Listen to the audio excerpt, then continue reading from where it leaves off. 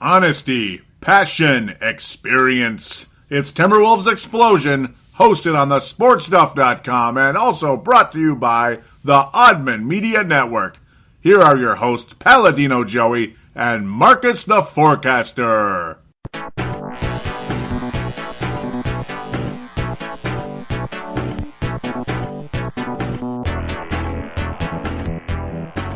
Hello again, Timberwolves fans. Are you ready for the explosion of Timberwolves basketball? I'm your host, Paladino Joey, or Joey Awajan. Timberwolves Explosion is available on the sportstuff.com, iTunes, Stitcher, and Double Twist, which is for Android. Of course, Stitcher is for both, and iTunes, as I would hope you would know by now, is for Apple devices.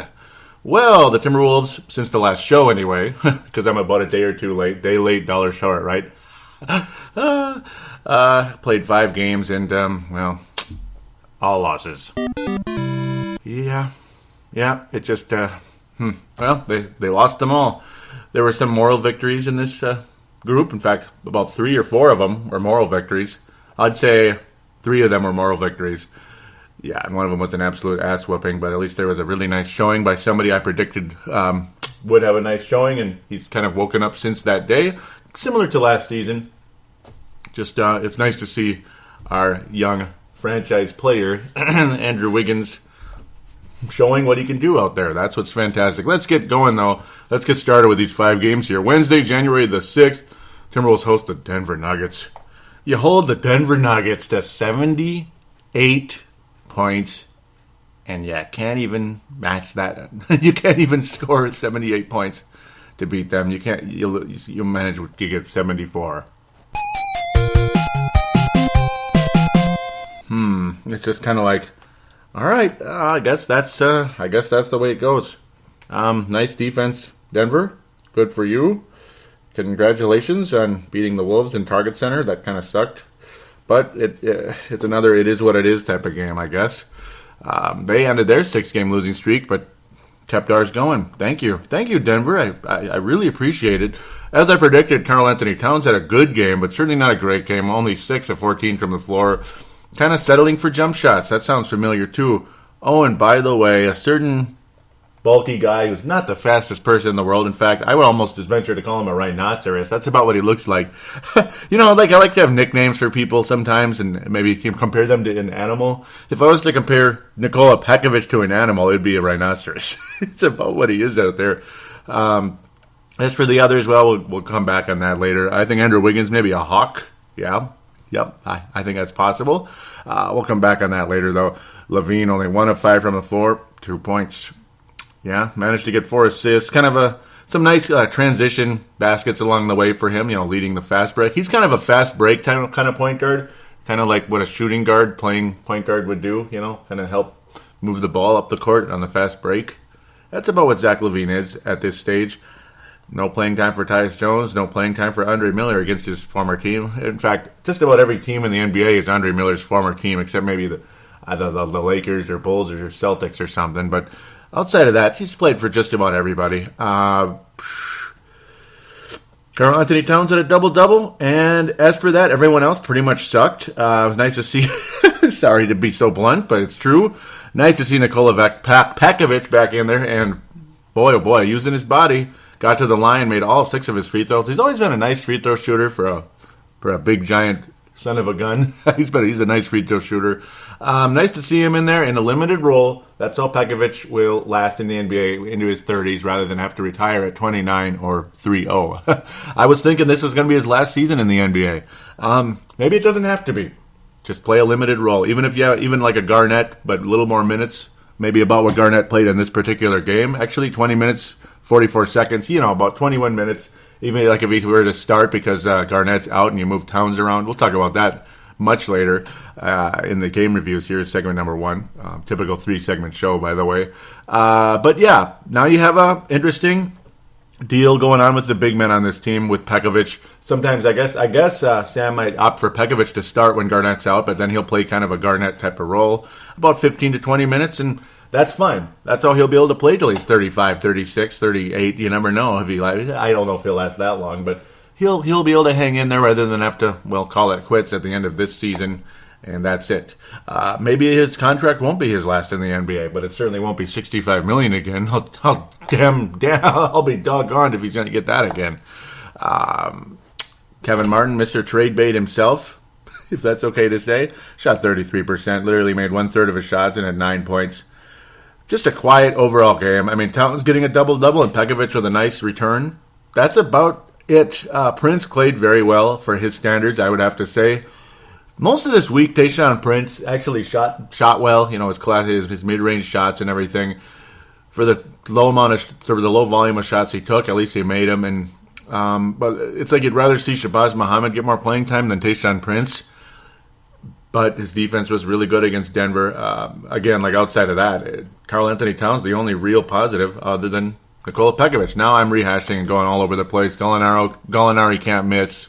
Yeah, well, you missed 9 shots, buddy. You made 6 and missed 9. So you can miss, Danilo. You can miss sometimes. Nurkic is pretty good, too. Backup center for the Denver Nuggets. It's also interesting to note, too, before I move on.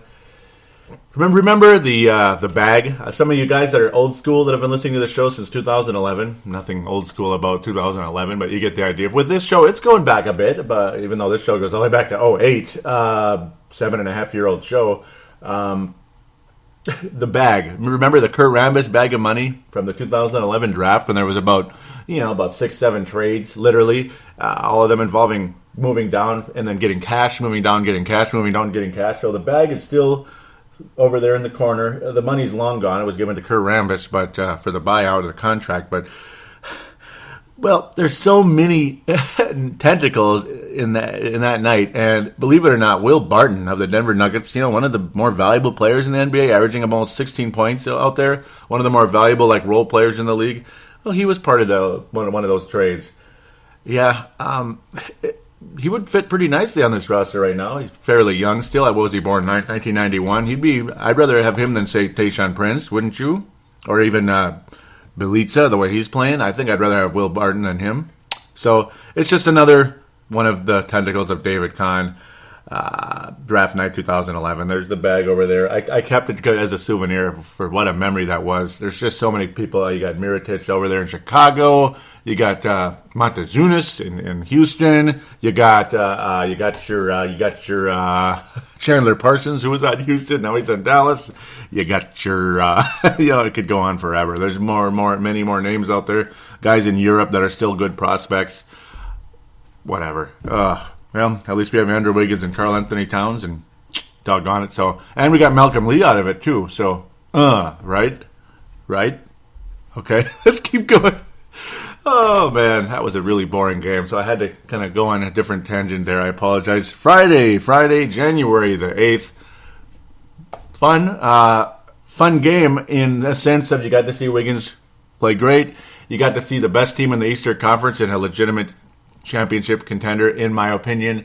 Yeah, I know Golden State's the best team in the league, and if there was a 7-game series stretched out in 30 games or so, the Warriors still wouldn't have lost that series because they finally lost their 3rd game last night to the same Denver Nuggets that we played last Wednesday, and that series is over now with the Wolves. The Nuggets win 3-1 in that series after the Wolves won the opener of it. Yeah. I think Cleveland's still a championship contender. They sure looked like one. 125-99. A little bit higher scoring than I thought on the Cleveland side and a little lower scoring on our side. Wiggins and Towns and Shabazz, there you go. There's your big 3. And you know what? I've got no problem with that if that's the big 3. Can I say this right now?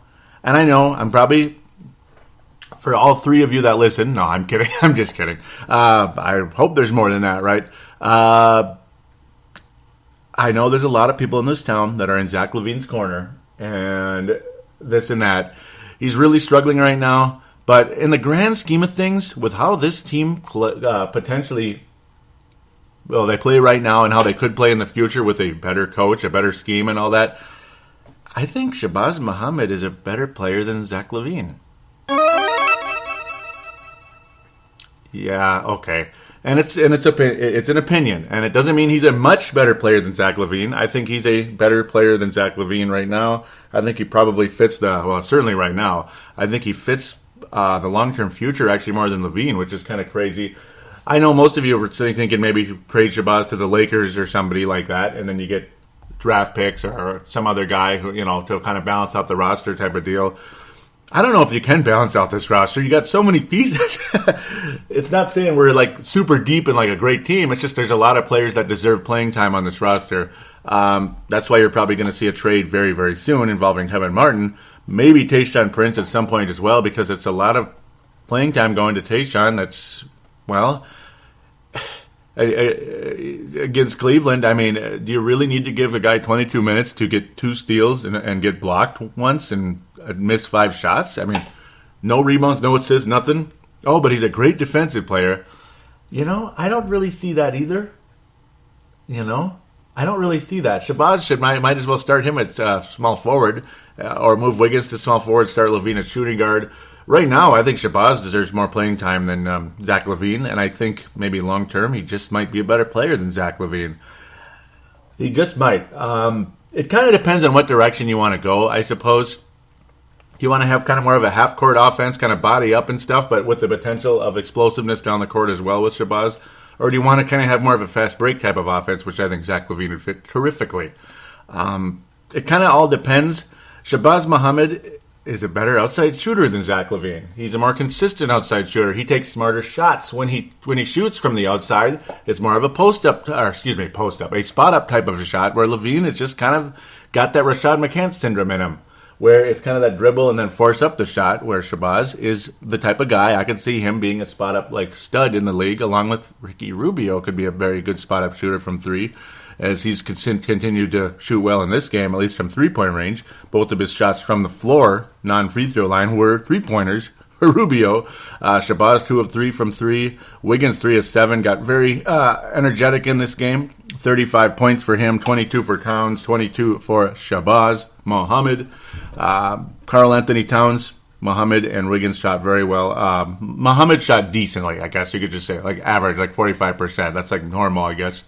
But Wiggins and Towns pretty dominant in the game overall. Towns just with that close range shots and a couple of mid-rangers, and Wiggins overall kind of everywhere, fade away, attacking the basket, all that. But at the end of the day, the Wolves lost by 26 points, so maybe I shouldn't get too excited.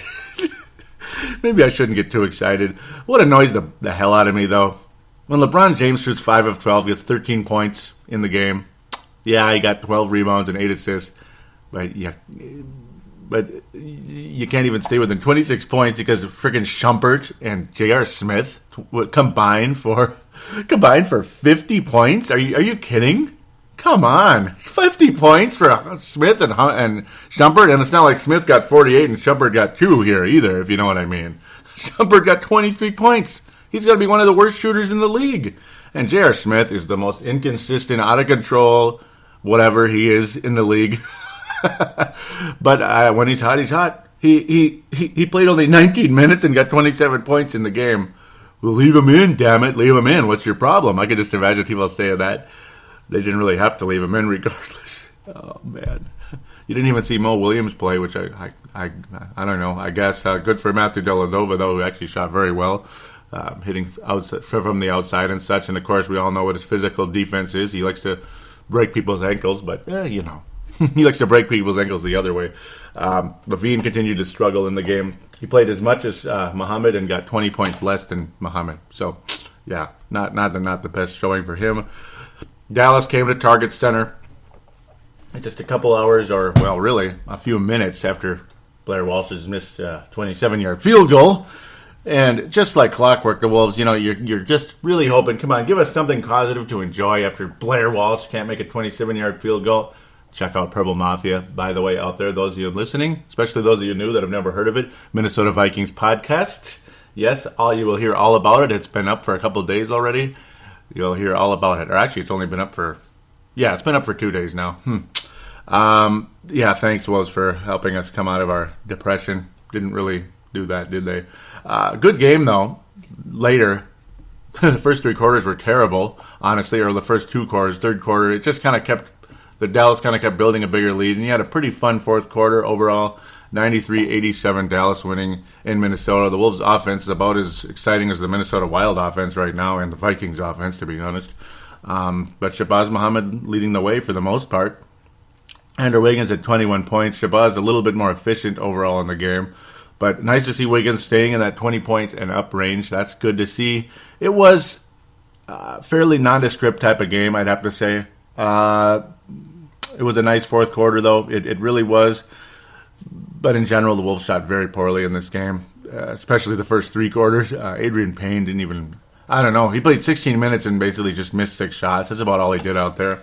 I don't know. We gave up a protected first-round pick for him. Okay, that's a first-round pick that was just thrown away, I guess. I mean, I don't really see anything out of Adrian Payne that warrants any type of first-round pick, and no, regardless if it's protected till 2030. I mean, I don't see it. Because in 2030, I'm going to be pissed off that pick's not there, you know? Gorgie, what the hell was that? I mean, at least he got 7 rebounds and played some good defense, but provided 0 offensively. Only took 1 shot in the game and missed it. Not much energy out there. Zach LaVine, nothing. 8 minutes and nothing. He just was out there for a couple minutes, kind of lobbed the ball around, dribbled around, faked a shot or 2, and that's about it. I don't know. This was a really boring game, depressing. Other than that fourth quarter, you had some runs. You had the guys attacking the basket. That was fun to see. You had Wiggins kind of pick up the pace, start to play basketball, you know. Shabazz Muhammad make some shots and such. But overall, what a boring game. What a depressing way for the Wolves to, attempt to help us out of our depression after that stinking Viking game. That was a great game that didn't finish well. Dirk Nowitzki was Dirk of old. He was making all the shots he used to make, making all the moves he used to make. He's just a little bit slower, a little more awkward, but he's pretty good, isn't he? He's still pretty damn good. Parsons, there's a guy that probably should have gotten more field goal attempts in the game, but hey, that's okay. That guy can really shoot the basketball, can't he? And he'd fit in nicely on this lineup, though. The way this roster is constructed, Shabazz Muhammad kind of sort of fits better. But then again, I should shut my mouth. This team's so desperate for an outside threat. Chandler Parsons would fit perfectly on this roster. I suppose I would give up Shabazz to Dallas for Parsons. Yeah. I'm sure a lot of you are laughing at me for even saying that. Is he worth the max contract, though? No. Parsons is not a max contract. That's silly. But he's a pretty valuable guy, very strong outside threat. It's crazy to think that there was a time when Chase Budinger and Chandler Parsons were competing for minutes on the Houston Rockets about whatever years ago it was. It's been about 3 years now, or about 3. No, it's been about 5 years already, 4 or 5 years ago. Can't believe it. Wow. It's just crazy to imagine that. Parsons, quite the outside threat, would really fit in nice with this lineup. Thanks again. Thank you so much, David Kahn. Thank you so much. Another depressing reminder right there after a depressing day, Sunday, January the 10th. 5 things went wrong for Minnesota that day, starting with the Vikings, the Wolves, the Wild, Gopher basketball, and, of course, the Green Bay Packers winning. Just whatever. Bull crap, wasn't it? So let's try to move on to Tuesday. So Tuesday, January the 12th, the Timberwolves host the Oklahoma City Thunder. Well, you have 3 guys get 20 points again. This time it's Wiggins, Muhammad, and Zach LaVine. Zach LaVine finally stepping up, having a nice game, shooting from the outside. Just an overall kind of a hot streak type of game for Zach LaVine. It was nice to see him driving to the basket, dunking again, hitting some threes. 3 of 4 from the outside. Very cool to see overall. Belitza, just like the last game, had 6 points, making 2 3-pointers. Good to see as well. This was a fairly fun game to watch. I mean, not bad. Oklahoma City winning 101-96. The Wolves hung in there. Well, they didn't really hang in there. It's like I'm getting confused with the Dallas game. They kind of hung in there in Dallas, but ultimately it was the fourth quarter where the Wolves tried to make things respectable. They made a nice comeback against Oklahoma City after trailing most of the game, unfortunately. Trailing by about 10 points kind of consistently the whole way. Then made a pretty valiant comeback in the fourth quarter, but couldn't finish the job. That was the frustrating side of things. It was a bummer. Oklahoma's been known to give up some leads ultimately, but this time they didn't. Kevin Durant finished with 30 points in the game. Russell Westbrook, it's kind of funny. It's almost like opposites here in a sense. Westbrook shooting only 15 shots, Durant 25, so it's kind of like the opposite between those two. And like I always say, Enes Kanter's a Wolves killer. For whatever reason, he plays great against us, 8 of 10 in this one. just there was no defense on the inside and no defense on the outside really in this game. This game could have easily been much worse. Luckily, the Wolves making a nice comeback in that fourth quarter and playing some decent defense down the stretch, keeping the Warriors I keep calling them all these different names though. Thunder, Oklahoma City Thunder in check. Really, the whole second half, the Wolves' defense was solid, only giving up 41 points to the Thunder in this one. It's like you get, and there's another one, Andre Roberson, who was part of that David Kahn evening. It's kind of funny, all these tentacles to that trade. It's weird. That's the starting shooting guard for Oklahoma City, but who's really heard of Andre Roberson, really? Not much of us. Not many of us. I barely know who that is. I don't think any of you really know much about him. Just little bits and pieces here and there. And really, when's the last time Oklahoma City had a good shooting guard? Well, they had James Harden at one point, but it seemed like he was always coming off the bench anyway for for other guys. Ultimately, Cephalosha mostly for defensive purposes was starting those games, and then Harden coming in off the bench and scorching the net and showing off like he always did. Kind of drove me crazy. It's nice to see Kevin Martin getting a little bit of playing time, but nothing special overall.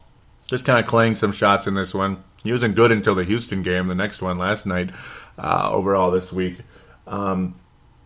Still definitely in trade bait. A lot of talk right now is that Kevin Martin's going to wind up with the Milwaukee Bucks, ultimately. For who? I don't know. Some people think it might be O.J. Mayo. Wouldn't that be funny if he finally wound up here, O.J. Mayo? But I don't know. You give away one shooting guard who probably should be getting more playing time for another shooting guard who should be getting more playing time, who's probably not part of the long-term future of the team. So it's kind of like, I don't know, that would kind of be a wash, wouldn't it? But I suppose O.J. Mayo's getting zero playing time in Milwaukee, so that might be the purpose of that trade in that sense. Mayo's a little bit younger. He's considerably younger than Martin, but he's not that young. He's Kevin Love's age. He's like middle-aged, you could say, as the NBA goes. Kevin Martin's a bit older than him, about 5 years older. So, I don't know. Character issues have kind of followed him forever. What do you do then? You're not going to trade Zach LaVine away at this point in time, I got to think. Somebody eventually is going to get traded between Muhammad or LaVine, most likely, because unless either one of them is going to be cool with the reserve role. Right now, they're both in the reserve role, which is funny because Tayshaun Prince still starting, but Muhammad played the majority of the minutes at small forward in this one. He was very good the whole game. Probably the most valuable player on the team this whole week, and other than the Cleveland game. Well, but then again, it was between basically Wiggins and Muhammad the whole week for the Lone Wolf Award. We'll find out who wins it here very shortly. But at this point in time, it was neck and neck between Muhammad and Wiggins. I would say Muhammad had a slight lead over Wiggins after the Oklahoma game because he's more efficient than Wiggins. My continued conversation with the Wolves is that, again, Wiggins needs to drive to the basket more, keep getting to the free throw line. Luckily, he is 7th in the NBA in free throw attempts, so that's a good sign overall. Just imagine how much better he's going to be when he gets to the line even more. So overall, the fact that he's 7th in the league is a very good sign, but it's also reflecting on how good he was earlier in the year in November when he was really attacking the basket and giving those 30-point games and such, and upper 20s. It was like in December he got real quiet. And early January, but now he's starting to wake up again, getting to that free throw line. It was kind of like, a lot of people say, it was the Cleveland game where Andrew Wiggins woke up as a player. He kind of semi-woke up, though, I would say, late in the Philadelphia game, because he started to finally get to the free throw line. Even though his numbers were nothing special, he finally started attacking the basket more, rather than only settling for 2-point shots. Maybe he's been listening to Timberwolves Explosion, but probably not. He's just kind of getting a reminder, hey, that's your game more than settling for 2-point shots. You're not Wally Zerbiak, and, Wally, I don't even want to talk about him. And I personally thought Wally was an offense killer the way he played, honestly, because he wasn't into spot-up shooting either, and it drove me nuts. Guys need to be more into spot-up shooting, especially in this day and age. Like 3-point shots or not, if you're capable of hitting a spot-up 3, you're going to be in the league for a very, very, very, very long time, and you're going to be very successful, and your team's going to win a lot of games, and who knows after that. maybe even you're going to win it all. Gorgie Zhang, offensively, not much to say, but defensively, very exciting game overall. Did a great job, and even wound up with 6 blocks in the game. Really getting that long arms out there and doing an amazing job defensively. He's definitely been listening to Kevin Garnett all season, and it's cool to see. He was able to block Waiters and Westbrook on the weak side. He even got a little block on Enes Kanter. He even blocked Kevin Durant at one point in the game. Very exciting overall for Mr. Gorgie Zhang just being a defensive presence, kind of like Hakeem Olajuwon in the game. Unfortunately, his offense is just a little bit shy of Hakeem Olajuwon. So now we go to Wednesday, January the 13th. The Houston Rockets win 107-104 over the Timberwolves. Isn't that exciting? Not really. The Rockets are now over 500 after their awful start. Of course, firing Kevin McHale and J.B. Bickerstaff, a very familiar name around these parts. Of course, played with the Gophers, and he's also the son of Bernie Bickerstaff, longtime NBA coach. He was an assistant coach of the Wolves for a while, for quite a while, actually. They kept thinking one day he's going to be a head coach in this league, and even before that, he was the color commentator on the Timberwolves broadcast when the Wolves were really good, the 03-04 season. And quickly went on to be an assistant coach, and then ultimately as things continued to change and such, wound up with Kevin McHale later on, and he was an assistant coach the whole time, connections with McHale there, and now he's the head coach with McHale's firing, and they've been playing better under him. They've been doing well. 107-104, Houston wins in a pretty close game, but the whole time the Wolves, they stayed in the game for the most part. The Rockets built a lead in the second period, about 10-point lead or so. They kept kind of seesawing back and forth, 8, 10, 12-point leads.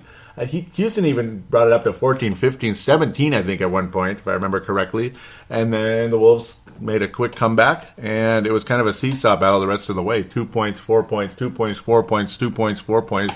But the Wolves just could never get the lead. In fact, just for a very short time after Belize hit a three-pointer, the Wolves finally had a 1-point lead in the fourth quarter. That was the frustrating part. If you can't get the lead, you're never going to win the game. It's that simple. And that was kind of the case in this one. The Wolves just could not get the lead and maintain it. James Harden is, well, I don't know. I don't really like his game that much. I really kind of don't.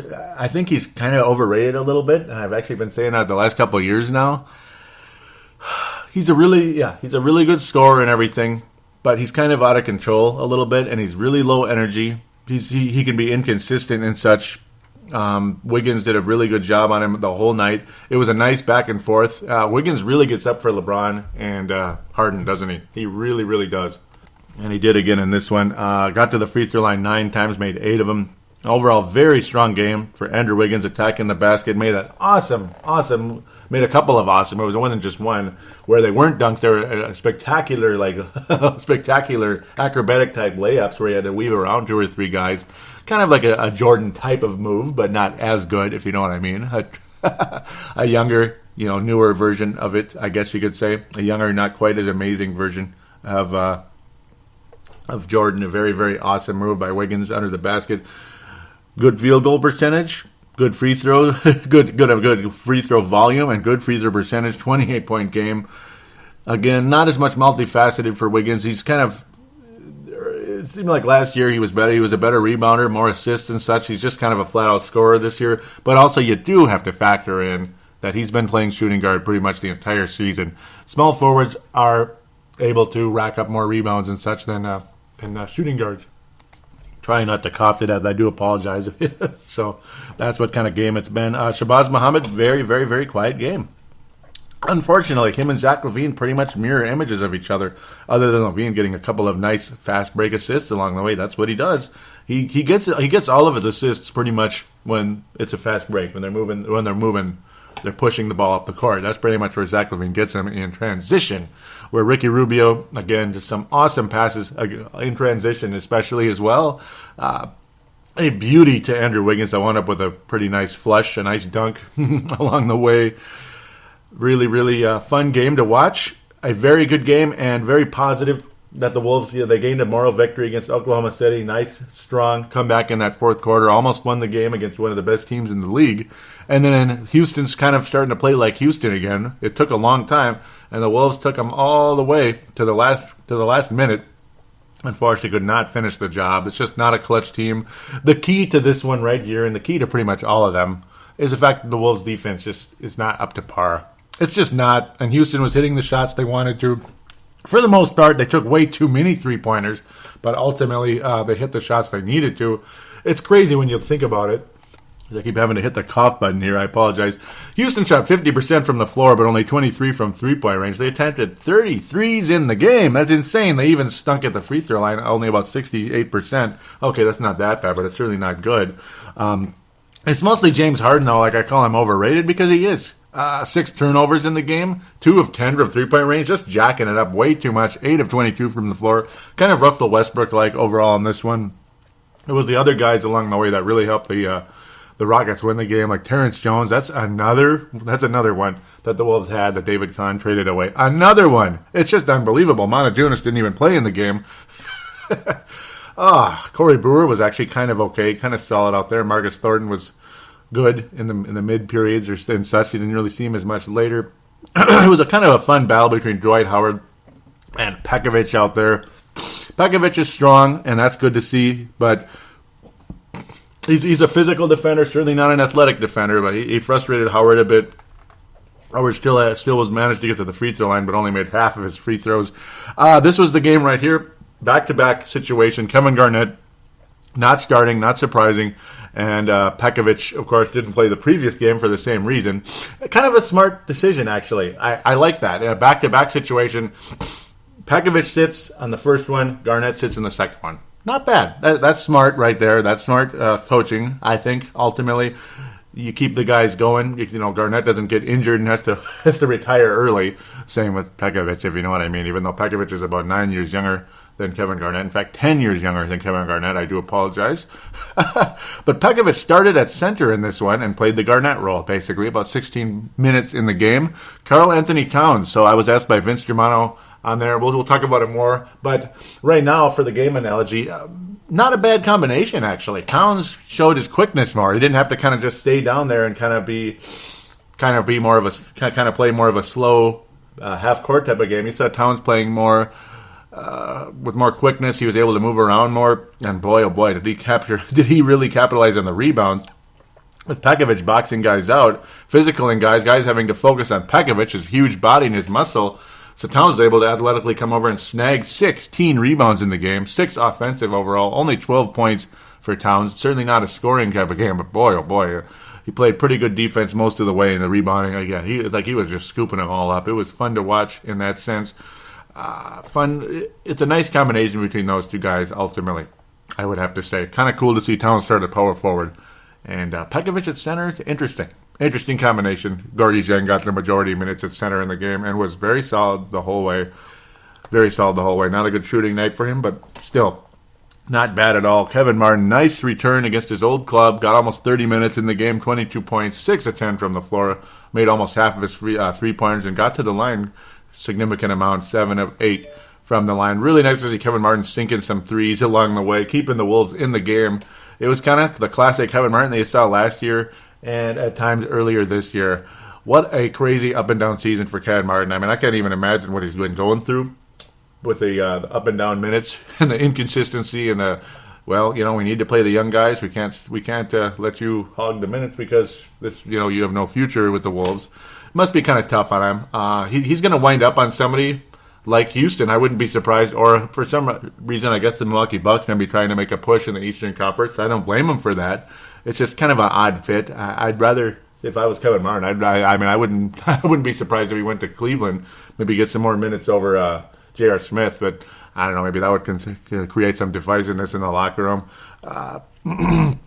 Maybe go back to Houston, help them out there at the as a backup shooting guard, I suppose. But okay, he'd have to be a backup again because you got Harden and Jason Terry and such. Jason Terry's been starting at shooting guard for the Rockets. James Harden has been playing kind of a point guard role. That's kind of weird and crazy.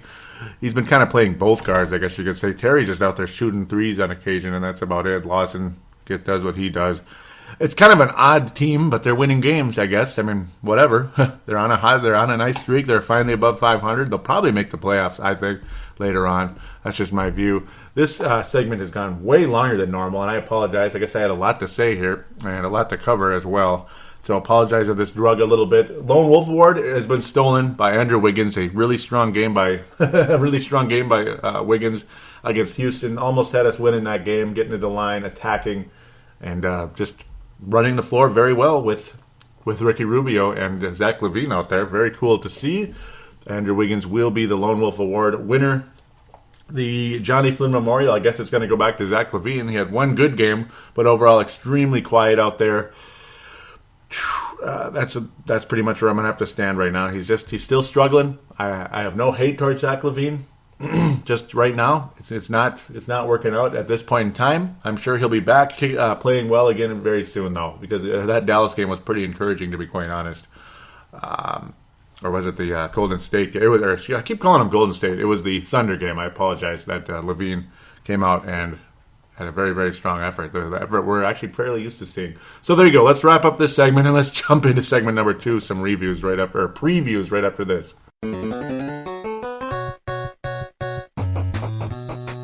Well, we got the moral victory part down. Now let's try to get some, victories.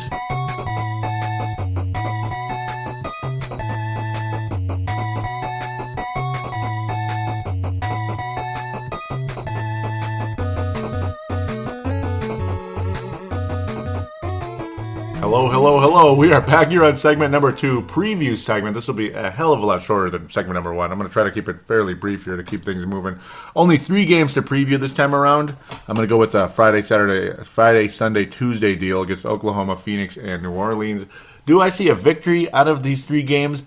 I do. I see one. I see one victory for the Timberwolves. They will get to 7 straight losses. They will finally win, and then they'll lose again, basically. You get the idea on which one, I suppose. Let's get to it right away. Friday, January the 15th, the Wolves head to Oklahoma City. The Wolves always play the Thunder well. They always do, but they also always lose. Yeah, they always lose against the Thunder. It's really frustrating. Game 2 of the series. Boy, this series is going to be marching on very quickly. And then the series will wrap up in March. That was kind of cute. So it's going to be kind of like a couple days in between the first 2, and then a week later or so, 12 days later, January the 27th, they'll be coming back here. Oklahoma will. And then we'll be heading to Oklahoma City on March 11th, 2016. Yeah, it's the same team we saw the other day, obviously. Luckily for them, nobody's hurt, finally. The Oklahoma City Thunder are actually healthy. It's a miracle. Congratulations to them. And I think the Thunder will win the game, unfortunately. Third best team in the Western Conference. In a normal year, they'd probably be the number 2 seed at this stage. But obviously, it's not really much of a normal year when you got Golden State and San Antonio winning basically every game they play, especially the frickin' Warriors. It's just unbelievable. Though, I don't know. Somehow, some way, I could see them losing, though, at some point. I could see them not making, not repeating this year. I have a sneaky feeling they might not, but I'll probably be wrong. Regardless, Oklahoma City Thunder, at this stage, playing a lot better than the Timberwolves. And put it this way, if the Wolves win in Oklahoma City, that'll be a huge catapult for this team. I got to think they'll win a couple games in a row at that point. Huge confidence builder. That would be great. And if they don't, well, what the hell's wrong with you guys? Get your head out of your ass. Oklahoma City's just better. I mean, you got Westbrook being what he is. He's matured a bit. I used to really, really, really rag on the guy. I used to hate him so much. Such a ball hog. Such an obnoxious player to watch. Just always and always has something to say. Always got some gesture he's got to make. He's different now. He's not as classy as Durant, but he's working on it. Durant looks freaking awesome. It's really nice to see him healthy again. I'm happy for this team. They're not as cocky as they used to be. Certainly not at all. Actually, I actually kind of like them now a little bit. It took a while, didn't it? Most of you probably think they're more boring now. Well, nah. I'm an old fuddy-duddy, so what do you expect? I don't really have a whole lot to say other than I think the Warriors are going to win the game. They're better in general. Expect Towns to have a strong showing. I got to think it would be cool to see Gorgie go out there and get 6 blocks again, though I highly doubt I highly doubt that he is going to have a repeat in that area. But Pekovic will be a factor, I'm sure, down low. Score some points. I think Pekovic will reach double digits in the game. Karl Towns will get a double-double in the game. The hope for the Wolves to win this one is it's pretty much Rubio and Wiggins, I got to think. I mean, Rubio to have one of his huge games where he gets like 15 assists. It's going to have to be one of those, I got to think. And then Wiggins to score 30-plus for the Wolves to win this one. I mean, Wiggins is going to have to be just an absolute beast in this game for the Wolves to win it, getting to the free throw line, maybe attempting 12 free throws in the game. We're talking big-time, huge, all-star starting type game for Andrew Wiggins. And ultimately, I see him getting maybe 25-ish, not like 35 in this one. The keys for the Wolves to win that game, even more, though, than Wiggins and Rubio, are frickin' play some defense and be consistent out there about it. Play some consistent, strong defense. Not sure when that's going to happen. I don't see it happening in Oklahoma City Friday night. Phoenix Suns come to Minnesota Sunday in the afternoon. This game just reeks of a loss, doesn't it? It really does. And it's like I feel bad that this is the one I'm going to pick the Wolves to win. I will pick the Wolves to win this one. And this is not me being negative and being a jackass, but the Wolves always lose these afternoon games. They just always do, and they lost one earlier in the year to Phoenix on December the 13th. But when it was in Phoenix, the Wolves actually played fairly well in that one. This is one I think the Wolves will win, and I do think Wiggins gets 28-ish in this one. Yes, I'm all over Wiggins' jock. I know you're probably getting sick of hearing it, but I think he's going to have I think he's going to have a nice week. I think he'll have a very good game against the Suns. Always shows up to play against them. I think he'll get 28-ish in this one. Karl Anthony Towns is a huge key in this one, though, against Chandler and Alex Len, who've both been Wolves killers pretty much since they started playing. Even when Len was pretty much like nobody yet, he was so raw coming out, and he played super well against us. Huge blocks, wrong place, wrong time. Just mind-numbing. I remember one of the blocks he got on Andrew Wiggins last year. I just was like, no way. No frickin' way. That's what kind of player Len is. He's sneaky, he's tricky. He's better than he looks, that's for sure. But I think the Wolves will win this one, ultimately. Towns is a huge key in this game, down low against those guys. Got to frustrate them, get them into foul trouble and such. Gorgie Zhang will obviously play a role, but a guy who's obviously always an X factor against Phoenix, always an X factor, and he'd been playing so well, and I think he will be having a nice comeback maybe after a couple of quiet games, and that's Shabazz Muhammad. I think Shabazz will regain his greatness. I do think Levine will play well against Oklahoma City, though. I think Levine will be. I think Levine will have another one of his double-digit, maybe up to 20-point type of effort. But I see Shabazz, who always plays well against Phoenix, have a nice game. I think he'll get 15-ish, 15 and up for Shabazz Muhammad. But Wiggins will be the leading scorer in the game, and such. Phoenix Suns, always a three-point threat, but certainly not been playing well this year. This is a game the Wolves need to win. They need to end their losing streak. I think they come out and have a strong game against the Phoenix Suns. Maybe Wiggins goes off for 30. Who knows? But I think he'll have a big one.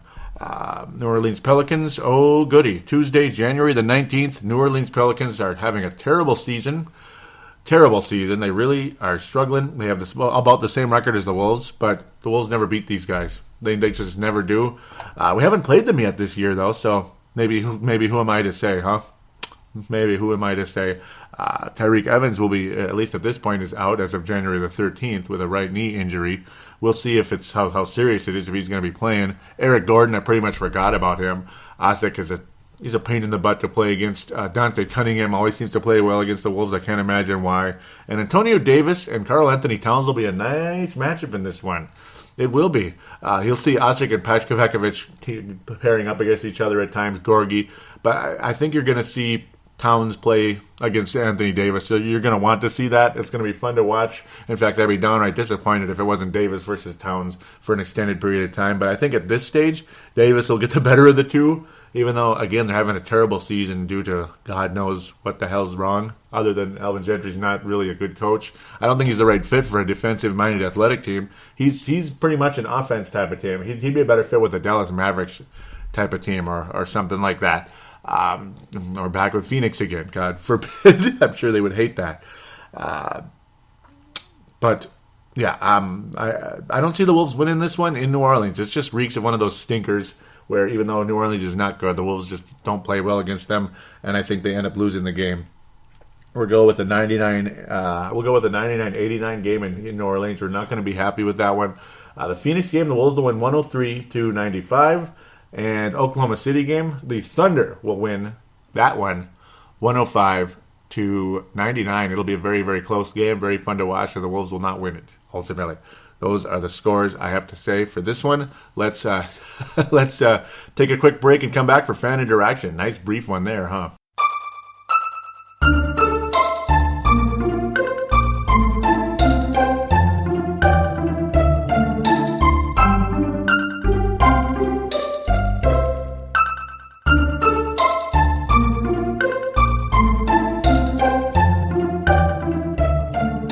And we are back here on Timberwolves Explosion Segment number 3, fan interaction segment. Did you like that bumper music? Not bad, huh? Chrono Trigger. They call it the wind scene, but it's like the 600 AD era, whatever, in that game. Why not? Why not? Why not? It sounds cool. It's kind of fun to come in over here to fan interaction. Yes, yes, yes. We pick up where we left off, like always, on the Facebook page. In the search bar, type in Timberwolves Explosion Minnesota Timberwolves Show and go from there. So we'll start with the Facebook page. Ultimately, I'll just say this real quick. It's just going to be super brief. At Wolves Explosion for Twitter. At Wolves Explosion, all one word. No interaction on there other than thank you very much for the retweets from Tanae Brown out of New Zealand and Vince Germano out of Australia, Melbourne, Australia. Thank you so very much, guys. Really, really, really appreciate you passing on the information out there. Thank you very much. So I posted a picture of the whole 90s night thing that took place Tuesday, January the 12th, that Wolves versus Oklahoma City game just very recently, just Tuesday here. Very cool. Really like the background. Reminds me of Toe Jam and Earl, and I had to mention that. It's got Shabazz Muhammad, Ricky Rubio on there. Very Toe Jam and Earl like background, Sega Genesis 1991, back in the really good old days. Hell yeah. Though I think the 80s are even better, but you get the idea. Early 90s were pretty fun. Hank McCoy says, bah ha ha, I should do one for you and Vince. Please, Hank, I would really appreciate that if you could sometime. Got no response from him at this point, but Hank McCoy and Vince Germano are hosts of the Courtside podcast, which is absolutely fantastic. That show is absolutely Timberwolves Explosion approved. I should probably create some type of image that shows that because Hank over there on the Courtside is so kind to say that Timberwolves Explosion is Courtside approved. Put the banner on that, on the logo of Timberwolves Explosion on the Courtside page. That is just awesome of you, and it even has a link to this show. Thank you so much. God bless you, Vince Germano. A couple of shout-outs really quick to Facebook pages out there. There's Wolves Nation NBA Talk over there with Ryan Newman. Thank you very much. Great Facebook page, kind enough to let me post on there. Really, really, really appreciate it, Ryan Newman and so many others out there that have been kind to respond to me. Been trying to get to know some people on there, and hopefully they've been checking out the show. And if they are, hello, thank you very, very much. God bless. Tell your friends about the show if you could. Also, there's Flip's Army, too. I'm starting to post on there now. Marlena Miles, one of the great artists here in the Twin Cities, really up-and-coming artist here. It's been doing it for a while, but, young of age, we'll say. Some awesome painting or drawing. I keep calling them paintings, but they're actually like pencil sketches of late. Just phenomenal, man. Kevin Garnett, Wiggins. Those two, the Wiggins ones have been sold for sure. The Garnett one probably by now. Now she's been drawing like Zach LaVine, Ricky Rubio. Just spectacular stuff. Gotta love that. But yeah, she's on the Flips Army page too. I'll be posting on there. Hopefully I can post a Timberwolves Explosion link on there too. I'm going to attempt to and see what happens. I think they're okay with it. We'll see, but I'll be giving them a shout out. So there you go. Do join that page as well, though. I think, very nice interaction on there. I posted a picture. I stole it from one of the pages, but I mean, it wasn't actually from the page. It was just from a retweet of, they retweeted, Jim Peterson, Pete Jimerson, there we go. No, Jim Peterson out there who showed the Wolves 3-point attempts, or overall, 3-point attempts since December 11th through Jan 9. Yeah, it really sucks. The best 3-point shooter is Gorgie Zhang, 1 of 1. Yep, 1 of 1. Tyus Jones has only attempted 3 threes since then. Shabazz Muhammad at that stage had made half of his threes. Fantastic. Rudej, 5 of 11, and there's your spot. There's a spot, a 3-point shooter right there under Rudej. Love him. Just love Rudej. Ricky Rubio, though, the most attempts from 3-point range and 42.5%. Yeah? You don't think Ricky Rubio would fit in a San Antonio Spurs type of pass the ball around and for spot-up threes type of system? You don't think Ricky Rubio would be very good in that kind of system? I think he'd be great. I think he would be a very valuable guy. He's the kind of guy that you'd be like, man, you just can't keep up with them. Damn, you put a body on Rubio. He keeps nailing that 3, and that's what would happen, I think, in a system like that with spot-up threes. Kevin Martin's still managing to shoot about 40% from 3.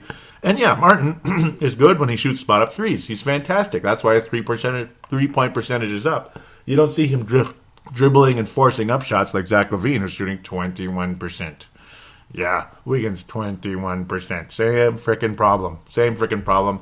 The Wiggins, I think, is more of a slasher than a shooter. LaVine, I think, is more of a shooter He's kind of a tweener between shooter and slasher. He can do both, but Wiggins is a better slasher. Levine is a better shooter. Point made there. Bjelica, I don't know, man. I don't know his role anymore. Unfortunately, he looked like a really nice, kind of a tricky player coming into the NBA. Whatever. He made a couple threes this week, though. In fact, he'd only made 3 of 17 at that stage, and he made 4 this week. So maybe he saw this and was like, screw that. He was like 4 of 4 in a 2-game stretch there. So he upped that significantly, I got to think. He would be at, 7 of 21. That's better. It's not great, but it's better. It's better than Wiggins and Levine. So, it's better, right? It's kind of closer to Adrian Payne level, I guess, with 33%. Where was the comment? Joseph Phillips. Joe Phillips out of Australia says, I'm watching the Dallas game on the second monitor at work. Prince appears to be a 3-point shooter for today's game, and yeah, that was kind of about it. It was kind of sad, and yeah, kind of making a remark there because Prince was 0 for 5 during that month or so stretch.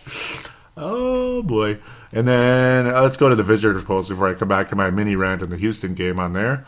Wow, kind of a little bit on the busy side. Little bit. Why didn't I click like? Shame on me. So, yep, we continue from January 5th, where Joseph Phillips says we lost 2 games we should have won. What was that? What was it that French guy, Monsieur Deja Vu, said? Deja Vu. Yep, I love that. Monsieur Deja Vu. Same old thing, right? Same old story. That's about what he said.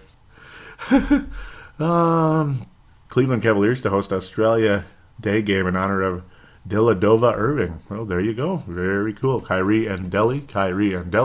Joseph Phillips says to all the Aussies Wolves supporters, I read in this morning's Daily Telegraph that the Cavs game versus Wolves on the 26th of January, Australia Day, will feature a tribute to Australia. Apparently, the Cavs will wear green and gold, and the Aussie national anthem will be sung. The game is a Cavs home game, and it's mentioned versus the Wolves. Hey, do you think after this we can get Kyrie to play for the Australian team? Oh boy, that'd be nice, I guess, but I don't know. Joseph Phillips says another one says, nice to see that the 90 minutes of honesty Mitchell and the team discussed led to a better gameplay and motivation. They might as well have used the time better watching Games of Thrones or some other show. Yeah, because that was after the Philly game. It was like, yay, we just turned around and sleptwalked against Denver. We got 74 points. Oh, the defense is better, but you just kind of said, screw that. Let's just it wasn't exactly 9 below in the target center. That's not an excuse to have such a nondescript offense. Another big one here by Joe Phillips says, so let me get this straight. Kevin Martin does not play, and we start losing a whole bunch of games to teams we should beat. Now is Kevin Martin the greatest motivator in the world, or are the other players feeling such great despair for Kevin Martin that we play badly? If this is not the coach's fault, then what is it? Why is this team not getting motivated by Kevin Garnett or even in front of their home crowd? You could argue that the players are not even playing for themselves. At least when you tank, you put effort into tanking. This is not even that. This isn't a division-winning team, but we are not this bad. Now the coach is trying all sorts of things, including singling out players in post-game press conferences. There is talk of punishing kids by dropping their hours and forcing them to play in blowouts. Mitchell has gone from a professional to the world's greatest Tiger Bomb in only 2 months. Welcome back to the indifferent Wolves, Pekovic. And Phillips continues saying, oh dear, I meant minutes, not hours. Yep, you can tell I am worked up. What was today? What was it today? 9 points in the last quarter against the Nuggets. Pretty much lousy game. Joseph Phillips says, I'm in the twilight zone. Towns can't hit any shots. Prince is our 3-point shooter. Shabazz is going Air Jordan. There is also some big tattooed guy playing on our team. Who is that? It's Rocksteady. It's Rocksteady, from the old Ninja Turtles, the really good ones with Bebop and Rocksteady. That's who it is. He's Rocksteady. It's not Nikola Pekovic or anything. Shredder's off in Florida, like he said. He's retired, so, Vince Germano, Courtside Podcast, says they watched the Wolves games against the Cavs with great interest, particularly because I just wanted to keep an eye on Wiggins, and why some dopey Wolves fan, not on this page, are saying he should be traded. Here's what I saw. I saw a young kid that is going to be an absolute gun in this league. I saw a kid that moves like poetry in motion going to the basket. I saw a kid whose body isn't fully developed. I saw a damn kid who is working his arse off. Just wait until Wiggins' time in the weight room pays off. Just imagine that for a second. If he's producing now without his body fully developed, imagine what he's going to do when it is. So to all the Wolves fans who want him traded, just shut the hell up and enjoy the ride that will hopefully stop at Championshipville.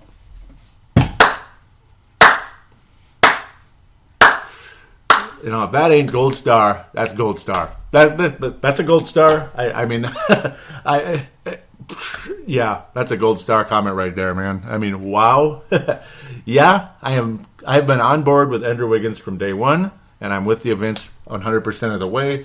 And even at the beginning when Wiggins was so timid and weak, like his first couple games last season when he was a rookie, then all of a sudden he started getting a little better, and then was it early January happened against Oklahoma City, the attack on Kendrick Perkins, and I said, oh my God, it's beginning. There's a crack in that big giant bubble around him that's not letting him come out of his shell. The shell, there's a crack. It's cracking a little bit. Just wait until that shell cracks. Vince summed it up perfectly right there. Just wait until that shell cracks. Because it's still there. It's cracked significantly more since then. Significantly, but it ain't cracked yet. And when it's done, when it bursts open, Kevin Durant and Andrew Wiggins will be in the same plateau, in my humble opinion. And hopefully there is no such thing as a plateau with Andrew Wiggins. Hopefully there isn't, but... well, you get the idea. Joseph Phillips says, names, Vince. Let them join the Hall of Shame. Vince says, I would, but then I'd have to rejoin the group to get him. Woo! LOL Fair says. Joseph Phillips. Matthew Calvert says, not enough defense yet. It's true. His defense does need to improve, and the overall Timberwolves defense is a long, long way to go. It's true. His defense does need to improve. I can't disagree with you right there.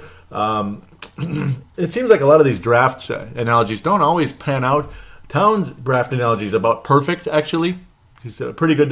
His defense isn't quite as good as they were saying, but it's youth, and I think it will continue to improve. He does have a good defense. He's certainly better than the average Timberwolf out there in Towns. He's a better defender than Okafor.